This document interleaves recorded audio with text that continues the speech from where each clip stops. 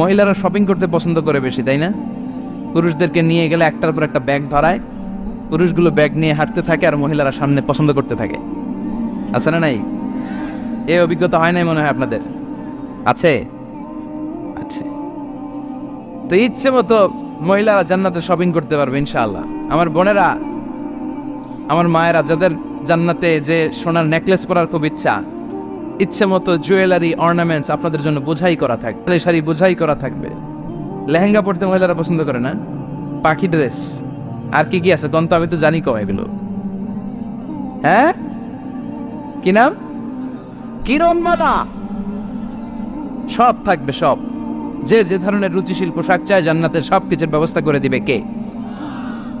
জান্নাতীরা জান্নাতের ভেতরে সুন্দর সুন্দর পোশাক পরবে।